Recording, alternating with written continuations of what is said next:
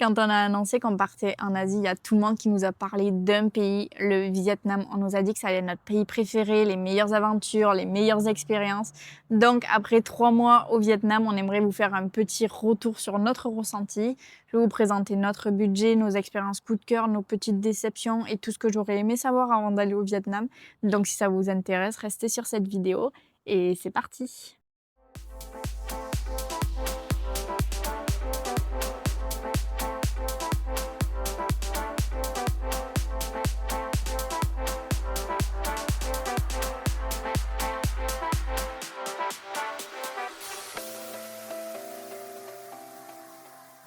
Mais avant de commencer, petite explication. On n'a pas passé 3 mois d'affilée au Vietnam. On a commencé par explorer le sud du pays pendant 45 jours. Ensuite, on est parti découvrir les Philippines pendant 1 mois. Puis nous sommes revenus au Vietnam, mais cette fois-ci à Hanoï, où on a découvert le nord du pays pendant 45 jours.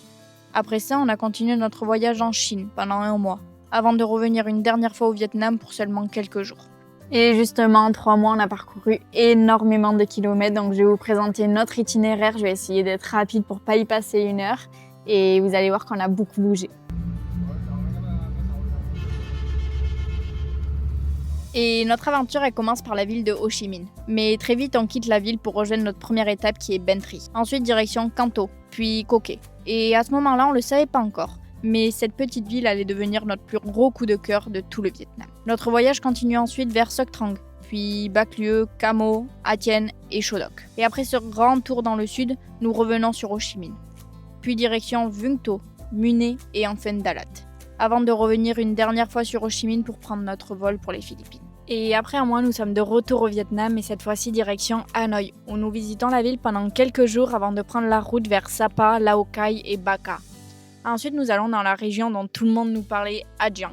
Mais contrairement à la majorité des voyageurs, nous avons décidé de découvrir cette région uniquement en bus locaux et à pied.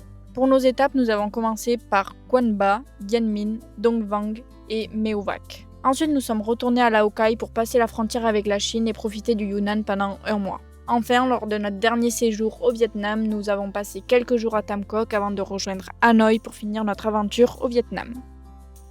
Bon, vous l'avez vu, on a énormément bougé, mais avant de vous parler de nos coups de cœur, je voulais répondre à 2 questions. Comment ça se passe au niveau du visa et comment se déplacer facilement au Vietnam, qui est un pays très grand et très long?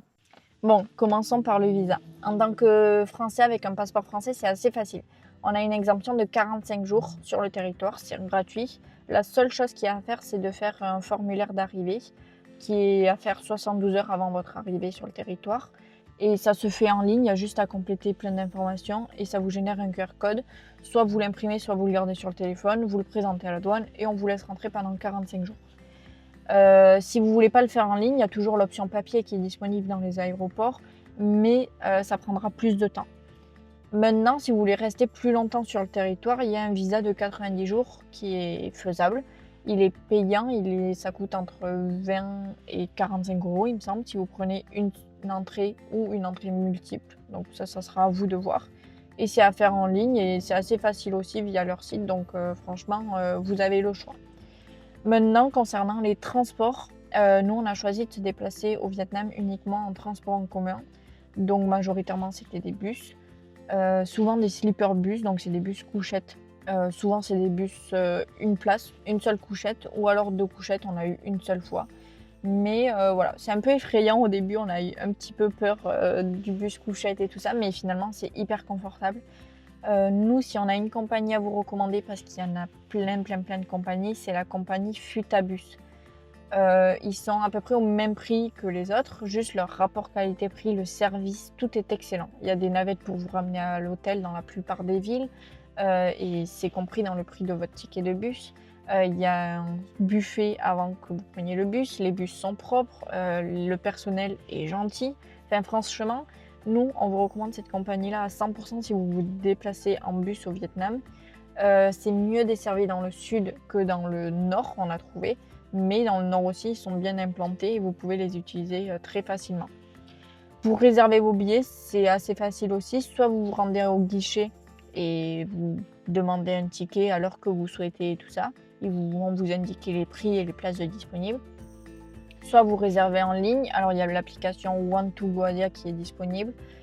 C'est facile aussi, vous avez le choix entre plein de compagnies directement sur l'application, mais ils vous prennent des frais de commission. Donc si vous voulez les éviter, vous prenez directement au guichet et ça vous évitera de prendre des frais de réservation inutiles. Voilà pour les informations concernant les bus et les visas. Et si vous avez des questions, n'hésitez pas à me les dire en commentaire et j'y répondrai. Et forcément, la question qui revient le plus souvent quand on parle du transport, c'est pourquoi on a choisi de ne pas louer un scooter pour faciliter nos trajets. Eh bien, tout simplement parce qu'on n'a pas le permis international. Voilà, on n'a pas eu le temps de le faire avant de partir. Et au Vietnam, on voulait respecter la réglementation. On sait qu'il y a beaucoup de contrôles étant donné qu'il y a beaucoup de tourisme. Donc, on ne voulait pas prendre le risque déjà de louer une moto, alors qu'on n'a pas le permis. Et en plus de ça, prendre une amende si jamais on se faisait contrôler. Donc voilà, dans d'autres pays, on a pris le risque. Là, on voulait pas prendre le risque. Et finalement, on se rend compte qu'après les 3 mois, la plupart des choses, on a pu les faire en bus.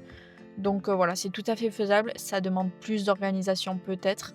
Mais en termes financiers, déjà, ça respecte plus notre budget. Et au moins, on n'a pas pris le risque qu'on voulait pas prendre. Voilà. Mais forcément, ce qui a marqué notre aventure au Vietnam, c'est pas les transports, c'est pas les formalités, mais c'est plus les rencontres et les expériences qu'on a pu y vivre.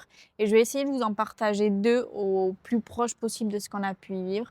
Et je vais commencer par un petit village dans le sud du Vietnam qui est un peu méconnu des voyageurs. Et j'espère que ça va vous plaire. Et cette petite ville, c'est la ville de Co Quai.